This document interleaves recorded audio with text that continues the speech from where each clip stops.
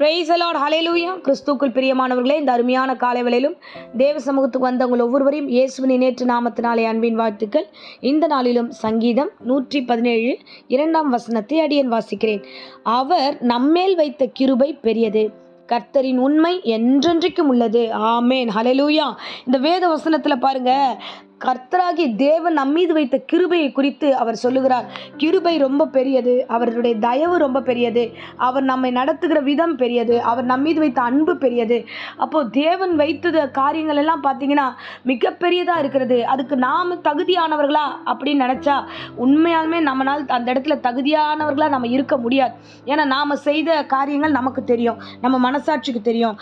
ஆனால் தேவனாகிய கர்த்தரோ நம்மீது இரக்கம் உள்ளவராக, கிருபை உள்ளவராக, உள்ளவராக, நம்மீது அன்பு கொண்டவர்களாக அவர் மாறுகிறார். ஆமேன். அவர் நம்மீது அந்த அன்பை செலுத்துகிறார். பாருங்களேன், ரோமர்ல பவுல் விதமாய் சொல்லுகிறார், அன்றியும் நான் பலனற்றவர்களாய் இருந்த பொழுது இந்த உலகத்திலுடைய காரியங்களை பலனற்றவர்களாக அக்கிரமத்தினால மரித்து போயிருந்தோம். ஆமேன், ஹல்லேலூயா. அக்கிரமத்தில் பலன் கொண்டு அக்கிரமத்தை விட்டு எழுந்து வருகிற அளவுக்கு நமக்கு கெப்பாசிட்டி கிடையாது. நாம் எப்படின்னா பலனற்றவர்கள், பாவத்தில் விழுந்து கிடந்தவங்க, அக்கிரமத்தில் விழுந்து கிடந்தவங்க. அது மாத்திரம் இல்லாமல் நம்ம எப்படிப்பட்டவர்களா இருந்தால் பாவிகளாக இருக்கும்பொழுது அவர் நம்மை அழைத்து அன்பை விளங்க பண்ணினார், அவர் கிருபை நமக்கு கொடுத்தார் என்று நம்ம தொடர்ந்து 8ஆம் வசனத்தில் வாசிக்கிறோம். அப்போ பார்த்தீங்கன்னா தேவனாகிய கர்த்தர் நம்மை தேடி வந்து நம்ம இடத்துல இருக்கிற அக்கிரமத்தை எல்லாவற்றையும் நீக்கி நம்மீது இருக்கிற எல்லா பாவ கரைகளை எடுத்து போட்டு சிலுவையில் நமக்காக ரத்தம் சிந்தி நம்மை மீட்டெடுத்த அந்த கிருபை மேலானது. ஆமென், ஹல்லேலூயா. அதுதான் இந்த இடத்துல சங்கீதக்காரர்கள் சொல்லுகிறார்கள், அவர் கிருபை, நம்மீது வைத்த கிருபை பெரியது. இந்த பிரசங்கத்தை கேட்கிற அருமையான பிள்ளைகளே, உங்கள் மீது கர்த்தர் வைத்த தயவும் கிருபையும் பெரியது. நாம் எப்பேற்பட்டவர்கள், எங்கிருந்து வந்தவர்கள், என்னென்ன சூழ்நிலைகளை கடந்து வந்தோம் என்று நாம் ஒவ்வொருவருக்கும் தெரியும். ஆமென், ஹல்லேலூயா. எபேசியர் 2ஆம் அதிகாரம் 1 வசனத்தில் சொல்லுகிறது, அக்கிரமங்களினாலும் பாவங்களினாலும் மரித்தவர்களாய் இருந்த நம்மை அவர் உயிர்ப்பித்தார். ஆமென்.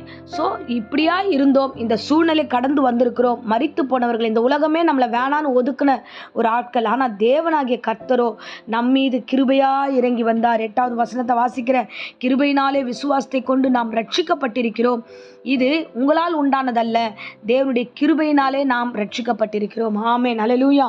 இன்றைய சத்தியத்தின்படி பார்த்தோம்னா நம்முடைய நன்மையோ, நம்முடைய நீதியோ, நம்முடைய செயல்பாடுகள் எல்லாம் ஒன்றும் கிடையாது. அவர் கிருபை கொடுத்து நம்மீது வைத்த பெரிதான தயவுனாலே நம்மளை ரட்சித்தார். இது என்னால் உண்டானதல்ல, பிரசங்கத்தை கேட்குற உங்களால் உண்டானதல்ல. இன்னைக்கு பரலோகம் போவதுக்கு தகுதி பெற்றவர்களாக, இன்றைக்கும் சபையில் உட்கார்ந்து ஜெபிக்கிறவர்களாக, தேவ காரியங்களை செய்கிறவர்களாகவும் நம்மை கர்த்தர் உருவாக்கி இருக்கிறார்னா இது நம்மால் உண்டானதல்ல, இது அவரால் உண்டானது. இது அவருடைய கிருபையே, அவருடைய தயவே. அந்த தயவில்லாமல், அந்த கிருபை இல்லாமல், தேவன் இல்லாமல் நமக்கு இந்த வாழ்வு இல்லை. ஆமேன், ஹல்லேலூயா. ஆகையால் நீங்கள் எதை குறித்தும் கவலைப்படாதீங்க. இதுவரைக்கும் கர்த்தர் எல்லா காரியத்தையும் மன்னித்து மறந்து எல்லா காரியத்தையும் தூக்கி போட்டு ஆண்டவர் நம்மளை கிருபையினால தம் அன்பிலே சேர்த்து கொண்டார், தம் மண்டையில சேர்த்து கொண்டார்.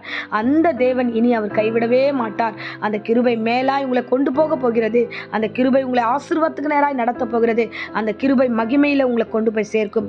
வரும் நாட்களில் மிகப்பெரிய சாட்சிகளாய் உங்கள் வீடுகள், நீங்கள் எல்லோரும் மாறத்தக்கதாய் கர்த்தர் கிருபையை விளங்கச் செய்வார். பாவிகளினாலும் அக்கிரமத்தினாலும் பாவத்தினாலும் விழுந்த நம்மை கர்த்தர் பரிசுத்தத்தினாலும் உண்மையினாலும் ஆண்டவர் இன்றைக்கு வாழ வைக்க ஆண்டவர் நம்முடைய ரட்சிப்பை ஆண்டவர் ஏற்படுத்தியிருக்கிறார். ஆமேன். அதனால எதை குறித்தும் கவலைப்படாம விசுவாசத்துல அழைத்தவர் உண்மை உள்ளவர் சொல்லிட்டு நீங்க கடந்து போங்க. அவர் நிச்சயமாய் நம்மை ஆசீர்வதித்து நடத்த அவர் வல்லவராய் இருக்கிறார். அதனால தான் யோவான்ல 15ஆம் அதிகாரத்துல நம்ம வாசிக்கிறோம், நீங்கள் தெரிந்து கொள்ளவில்லை, அவரே உங்களை தெரிந்து கொண்டார், நான் தான் உங்களை தெரிந்து கொண்டேன். தேவன் தெரிந்து கொண்டு பெரிய கிருபைகளை கொடுத்து ஆமேன் இம்மட்டும் அவர் நடத்தினார், இனியும் அவர் நடத்துவார். அவரே ரட்சித்தார், அவரே நடத்துகிறார், அவரே இனியும் நடத்துவார். அதனால ரிலாக்ஸாக விட்டு கர்த்தருக்கு நன்றி சொல்லுங்க. அவர் சமூகத்தின் கிருபையை இன்னும் அதிகமாய் நாடுங்கள். நிச்சயமாக உங்களை ஒவ்வொருவரையும் ஆசீர்வதிப்பார்.